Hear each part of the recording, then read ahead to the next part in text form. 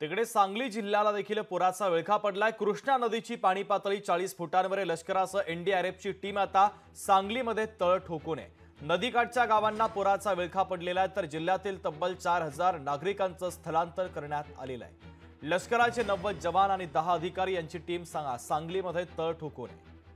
दरम्यान सांगलीमधील पूर स्थितीचा आढावा घेतला आमचे प्रतिनिधी संजय देसाई यांनी। पाहूयात। गेल्या काही दिवसापासून पांडव क्षेत्रामध्ये जो का मुसळधार पाऊस पडत होता, त्यामुळे चांदोली धरणातून जो का विसर्ग सुरू होता कोयना धरणातून, त्यामुळे कृष्णेची पाणी पातळी मोठ्या झपाट्याने वाढत होती। मात्र आता सध्याची परिस्थिती पाहता आता थोडा पावसाने उसंत घेतलेला आहे, त्यामुळे जी काय झपाट्याने वाढणारी पाण्याची पातळी ती आता थोडी मंदावलेली पाहायला मिळत आहे।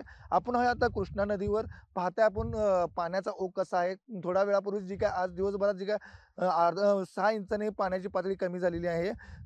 कृष्णेची पातळी रात्री 40 फूट 6 इंच होती, ती आता सकाळी पातळी आता 40 फूट झाली आहे। रात्रीपासून 6 इंचने पाणी पातळी कमी झाली आहे, मात्र इशारा पातळी ही 40 फूट आहे। यामुळे कृष्णा काठाला दिलासा मिळाला आहे। जिल्ह्यात आणि नदी पांडव क्षेत्रात पावसाचा काहीसा जोर ओसरल्यामुळे पाण्याची पातळी जी वाढ होत होती ती आता मंदावलेली आहे। मात्र इशारा पातळी जवळजवळ कृष्णा नदी पोहोचल्याने सांगली शहरातील पूरपट्ट्यातील सखल भागामध्ये पाणी अजूनही साचलेलं आहे। तसंच एनडीआरएफची टीम 31 ऑगस्टपर्यंत सांगलीत तळ ठोकून राहणार असल्याची माहिती प्रशासनाकडून देण्यात आली आहे। लष्करचे 90 जवान आणि 10 अधिकारी यांची टीम सुद्धा सांगलीत आता सध्या आहे।